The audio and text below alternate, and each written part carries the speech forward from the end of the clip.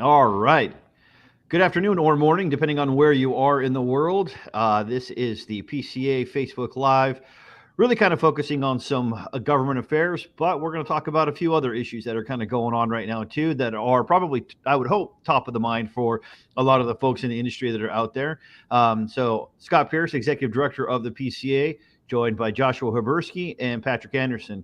They've done the classic movie poster fake out here, though, where Patrick is actually above Josh's name and Josh is above Patrick's name. So if anybody gets confused, that's what's going on there right now. You're not seeing double or getting cross-eyed as far as that's concerned. So, gentlemen, we've got a lot that's been going on over the past several months in terms of government affairs, particularly at the local level. We've sent out some information as it relates to what's been going on at the states and what we've been able to accomplish in the states. 2 years ago, we launched this Vision 50 about being active and proactive in all 50 states and how we can affect positive legislation to help our retailers in those states, whether it be with tax caps, whether it's with cigar bar bills, or quite frankly, whether it's enabling other types of legislation or fighting or taking back legislation on things like smoking bans or even local authority. And then there's quite a bit that's kind of going on at the federal level too, in terms of some of the changes that we've seen and or things that are kind of being promulgated or pushed by the FDA. So with that said, do you all want to kick it off, or you want me to go ahead and dive right into some of the stuff that's going on with the trade show and what we can expect there, especially as it relates to government affairs, and then let you guys kick into your GA stuff? Yeah, no, I think, just to address your point, and then we can have kind of a dialogue and then go, at the end about some of the trade show items. You're spot on. We had a lot of demonstrated success this year, specifically at the state and local level. We sent out that piece highlighting some of the areas. It's really phenomenal to see that, for the third year in a row, not having a single state tax increase. Yeah. Also, Patrick and I working here federally, especially last year, not having a federal tax increase. We still are cognizant about, tax increases this year and, different maneuvering on that front. But that's monumental. You also had several governors enact cigar bar legislation.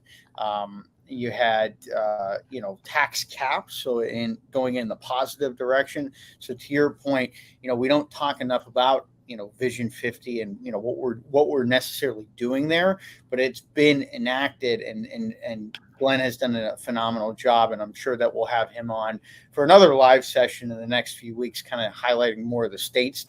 But Patrick and I kind of want to give everyone some of our federal strategy, kind of peel back the onion of what we've been working on, and really taking it to the FDA. One of the priorities that I've had, working with Scott and our team, is transparency, accountability, and oversight of the Food and Drug Administration.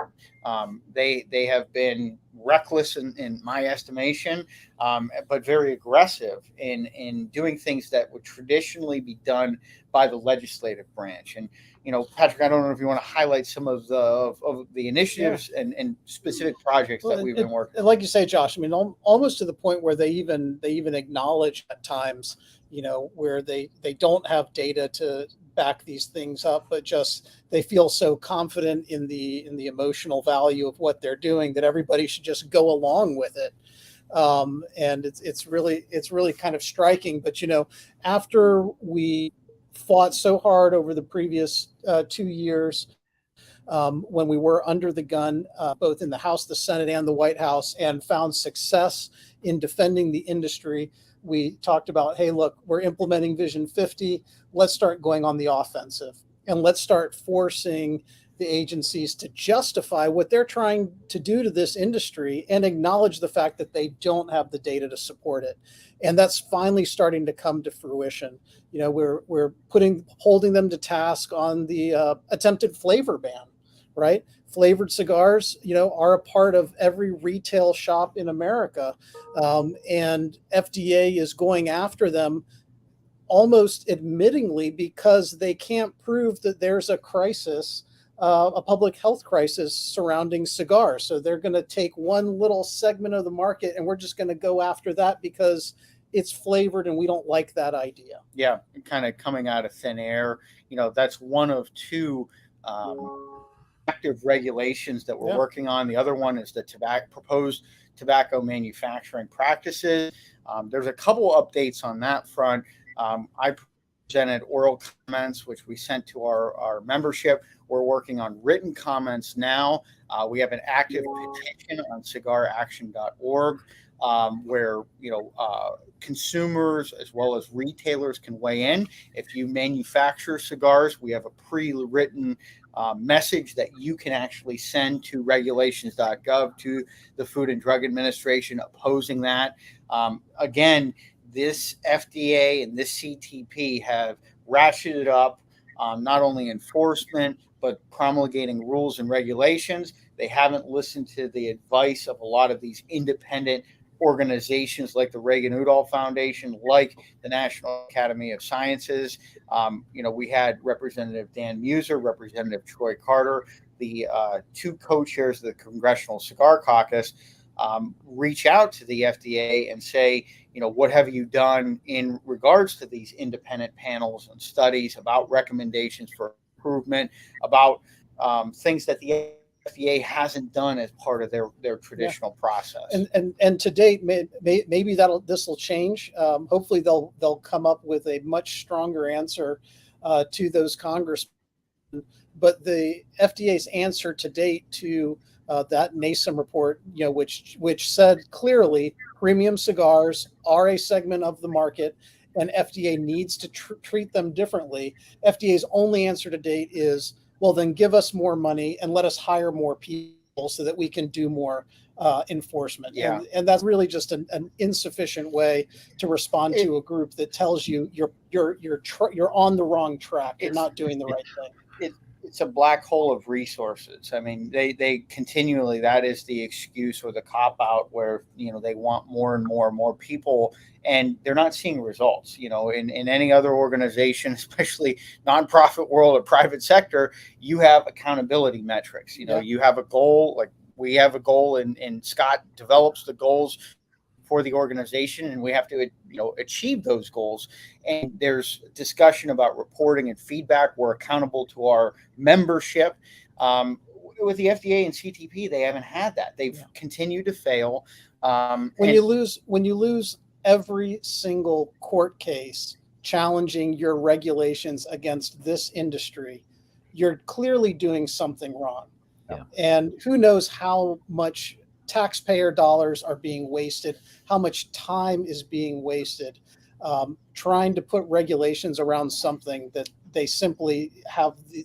All of their data, all of their facts are wrong on this spot. And to your point there, we're working with the Oversight Committee to find that information out. We know that, PCA, Cigar Rights of America, CAA, the industry groups have spent upwards of $20 million on this fight in the past decade. So we want to know, what has FDA spent? How many man hours or personnel hours have they spent fighting losing battles against premium cigars and cigars in general? That's, to me, there's a lot of wasteful taxpayer money being spent, but not only taxpayer money, the user fees and the money that has been taken from the industry on that side too. And it's interesting, Josh, because even in some of the public meetings that FDA has had recently, there's even been anti-tobacco advocates telling FDA that they're going in the wrong direction, trying to continue to pursue premium cigars. Yeah, that the distinctions are there. I want to mention in the court cases, there were, two recent filings, the tobacco manufacturing practices proposed rule that precipitated an update before Judge Maida, one that PCA, along with Cigar Rights of America, very short brief filed, basically saying that, this is an impending rule, that the agency is still going after premium cigars, that they're not looking at, the different categories specifically. The FDA responded to that. That was a couple of weeks ago. So, those are ongoing. I think the question that we get every day from folks is, when is the remedy going to be announced? We don't know. That's, at the discretion of Judge Maida. But there has been 2 recent filings in the last 2 months, one by our organizations asking for that update, but also saying, hey, there's a proposed rule that's very problematic to manufacturers, but to the industry at large in play that would affect us. I want to shift gears real quick on another item that Patrick, you and I have been working on outside of government, outside of the FDA, outside of Congress. We see a lot of nonprofit trade groups, kind of like the Premium Cigar Association, doing a lot of policy of their own that has been problematic. And, we've had good dialogue for a number of months, but I think we've had to step up our game there in non-governmental relations as it relates to tobacco policy. Could you touch on that a little bit? Yeah, sure. So there's a lot of trade organizations out there that create their own standards that their member companies are expected to follow. And the idea behind this in general is a good one. It's that if we create a good standard and all of our companies follow it, we prevent that heavy hand of big government from stepping in and trying to control us. And so everyone understands that. But if you're going to create a standard, it needs to be a good standard, it needs to be fair, and you need to provide the guidance necessary so that organizations can actually follow it. And one of the problems we've been hearing from retailers specifically about is, they're using a lot of technology, a lot of text messaging systems and social media and things like that to advertise their businesses to their customers. And, nobody likes spam. Nobody wants to get that unsolicited, constant stream of ads that come to you. But, as cigar shops, you guys know who your customers are. They've actually walked in the door. You've met them face to face. You've carded them. You've ID'd them, and they've told you, hey, we want to be a part of, your upcoming events. There's no reason that should be blocked. And those types of messages, unfortunately, are getting blocked. And, and this is all about, part of an anti-tobacco, we don't want somebody spamming a whole bunch of high school kids. We get that, but that's not what's happening here. And, the groups that create these standards, they tell us they understand it, but then at the same time, they're not doing anything to correct it. And unfortunately, they put in place penalties that are just as stiff as what the federal government can impose. And so, honestly, the groups that provide these messaging services are freaked out, and they would just rather not deal with anybody in the tobacco space than risk running up against some of these fines. Yeah, it's a parallel pattern where, Congress has the authority to create legislation. We're seeing, unfortunately, the regulatory agencies take it upon themselves, and we're also seeing nonprofits take it upon themselves. So there isn't that feedback, there isn't that accountability, there isn't constituents able to weigh in on it. So we're doing that on multiple fronts. Yeah. Another place this is happening is actually in the building space, right? So buildings strive to achieve LEED certification. LEED certification is nothing created or instituted by government; it's created by a nonprofit, noble cause, right? Let's have greener building practices. Let's have buildings that help to achieve environmental goals that are positive, right? But for some reason, that also now includes non-smoking. Yeah. And you can kind of scratch your head and wonder, why is it that non-smoking is a part of LEED building? If you look into who finances LEED building, that might tell you a little bit about how that got in there. But the fact is that it's there now, and unfortunately, in a lot of communities, local governments have adopted regulations that say, unless you're LEED certified, you cannot qualify for certain types of building improvements, grants, or tax incentives. And that kind of dovetails into Scott, on the trade show side. This is an issue in particular that has been difficult for the association, for the PCA trade show.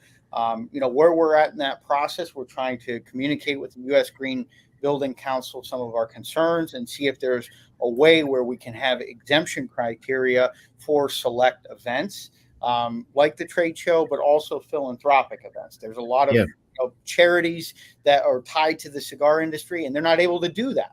So positive community good, we're running into this red tape again, not from government institution. But I think that's a perfect segue for Scott to kind of round us out on the trade show. Yeah, thanks. And another thing, just to wrap that up too, is not only charity events, but ultimately where we can, and what we're taking a look at here is where this might come down 3-4 steps down the road. And so what we're trying to take a look at is, are these in fact going to start prohibiting other larger events from happening that our retailers put on? I mean, we have a lot of retailers that put on a lot of events, everything from, Abe DeBabno, what he does down in Florida, to Smokelahoma, to, the Houston Cigar Fest that just had. I mean, they're all over the country. And, a lot of these are outdoors, but at the end of the day, there's got to be some sort of indoor element that comes into play with a lot of these different festivals. And ultimately, the more and more that the indoor areas shrink in terms of the opportunities we have in order to go there, the worse it becomes for us, right? So irrespective of our large trade show, which we already know we have basically effectively 3 or 4 places that we can go to with an attempt, 2 places really that we can go to right now. Everywhere else, we've got to get an exemption.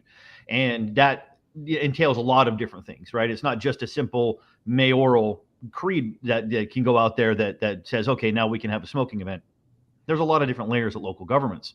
So this is it. These are the types of things that, everything is intertwined here. It's a big spider web in terms of policy and in terms of everything that we have to take a look at, which relates to the trade show. And obviously people, I think, are probably aware of some of the changes, both in terms of the dates that we've changed with the trade show based upon obviously an overwhelming support from membership about wanting it earlier, but also in looking at other venues, right? We're trying to do a good balancing act from what manufacturers believe is a better business practice for themselves in terms of holding it in one place versus, other destinations that are attractive for folks that might want to come. So focusing on the 2023 trade show. So connected to the government affairs side of things, we are going to have multiple government affairs activations at the trade show this year. Most notably, if anybody has looked closely at the schedule this year, we have moved our Saturday breakfast annual meeting and keynote to the Friday afternoon.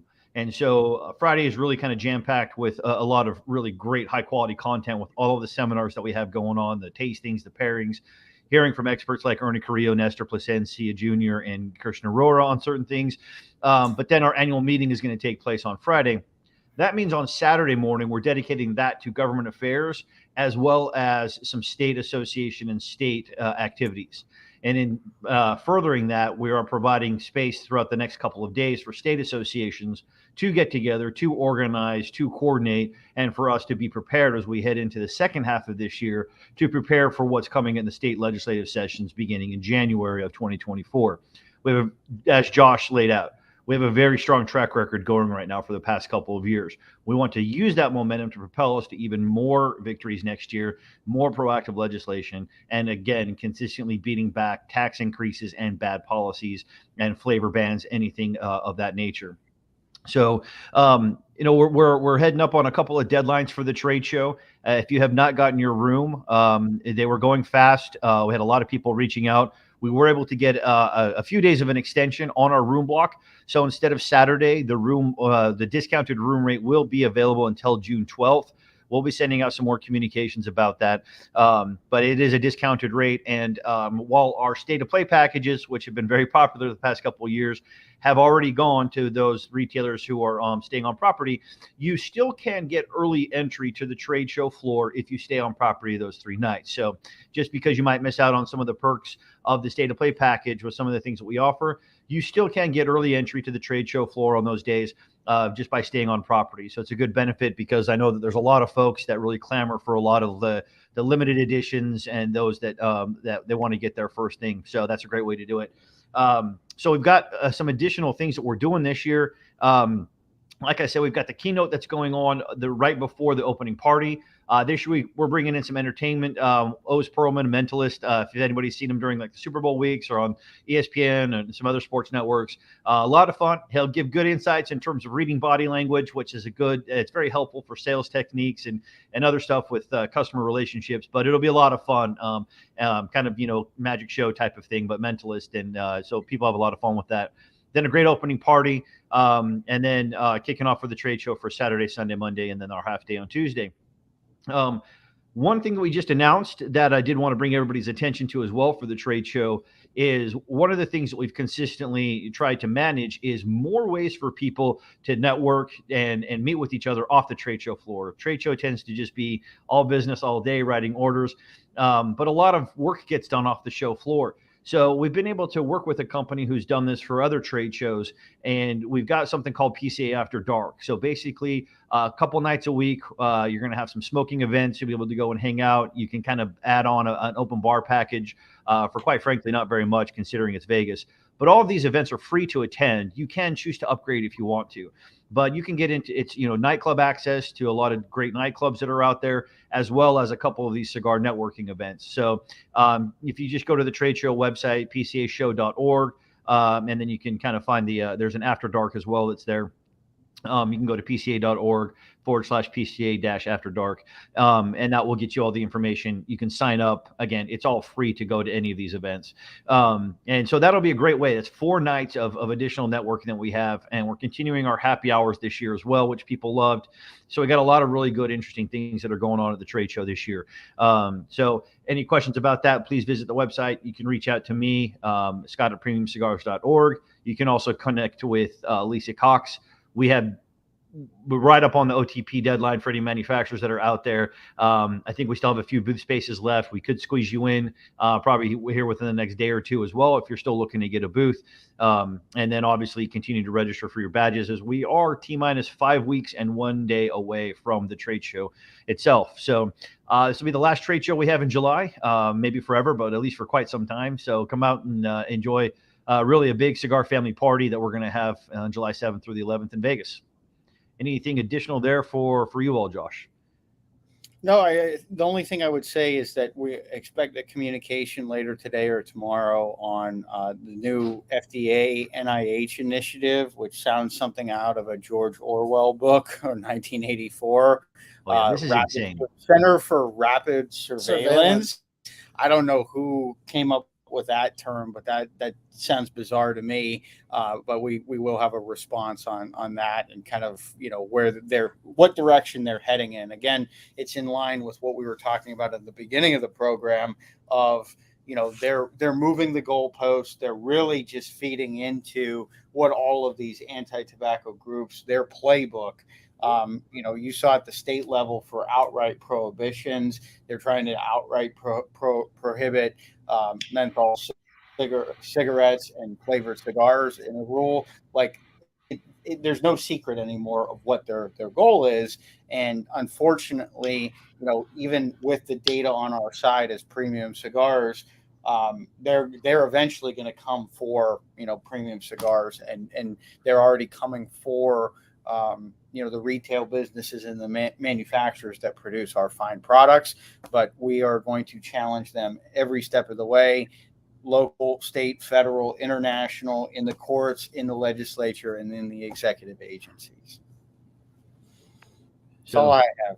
Yeah, the last real thing here is that we've talked about this quite a bit, and it's no hyperbole here. This is very, very true.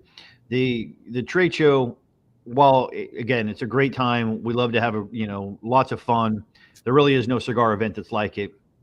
Plus, there's a lot of benefits, obviously, for the businesses with getting exclusive products, even some deals, better relationship with vendors, plan out the years, everything else, networking with colleagues in terms of, learning best practices or learning from your colleagues on different, things to get better at business and sell more cigars. But ultimately, at the end of the day, the trade show is the mechanism that funds the advocacy for our retailer defense. And so that's why we, strongly encourage anybody who can get to the trade show to participate in the trade show, take advantage of everything the trade show offers. But it's also a great way that just by participating in the trade show and getting the benefits out of it, is a massive step in terms of being able to support all the advocacy.